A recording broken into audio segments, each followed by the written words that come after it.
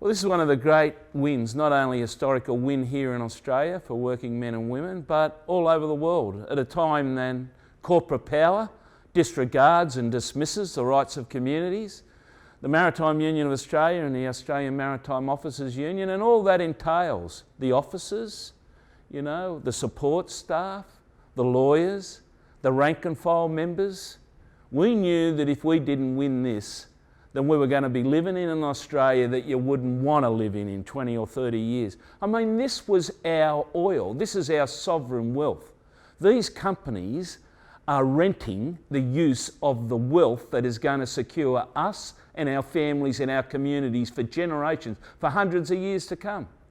Those workers that were brought into this country against the will of the Australian people, against the public interest, against their interests. Why? Because they were able to be exploited.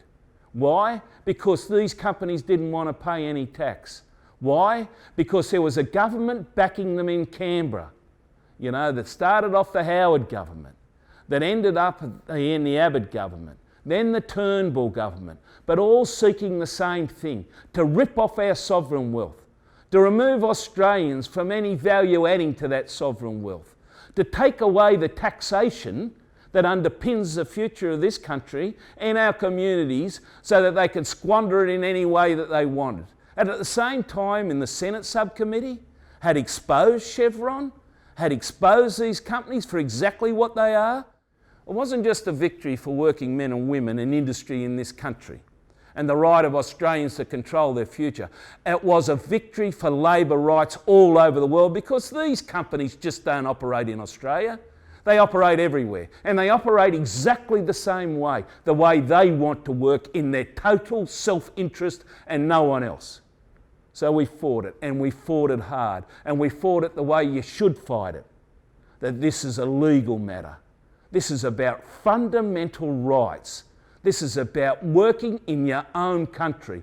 This is about protecting international workers from exploitation, giving them a choice, but not giving them a choice at the expense of a generation of Australian working men and women that have a right and have a proven right, and for generations have been working in this dangerous, complex industry that amongst the most professional and highly skilled and hard working in the world, that are denied their public rights, that are denied their citizens' rights, that are denied their human rights and their labour rights. Why? Because they are in a union. No other reason, because they are in a union. Now, they couldn't get it through the Parliament, so what did they do? They bought the visas in by administrative terms, by administrative means. But you've got to fight industrially, you've got to fight financially, you've got to fight publicly, you've got to fight within the community, and you've got to fight legally. And you've got to go and stand these institutions up. The High Court is charged with the responsibility to uphold the Constitution and the basic interests of Australia. And we went there with the mandate that they had to prove it. And they proved it all right, 5-0. Now, this is a long time unfolding, since 2012. There's 5 years in the cooking, all of this. We stuck to our guns with the AMOU, with those seafarers that wanted to fight for their rights, with the support of the ITF, the International Transport Workers Federation, that understood this was a labour rights issue that wasn't confined to Australia. And if the Chevrons and the Allseas could get away with it here, they could get away with it in any country, and no worker was safe.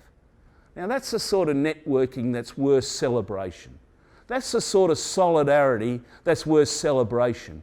That's the sort of Australian values that the Maritime Union of Australia and the AMOU and our membership have stood for historically and still stand for today. It's a great moment. It's a great moment. With all of the lies and the misrepresentations that we're presented with every day through the Murdoch press, in Parliament. For doing what? Working men and women coming together in their own interests, securing their sovereign wealth, demanding to be trained properly, demanding that these industries pay tax, demanding to work in their own countries. So it was a great team effort. And to Will, to everybody, the branch secretaries that were intrinsically involved, to our internal legal team and our external legal team, never lost a beat. To the ITF, who backed us every way, every point, every milestone in that long, publicly, industrially and financially backed us because they know it's wrong too. To the other unions in this country, to the community groups.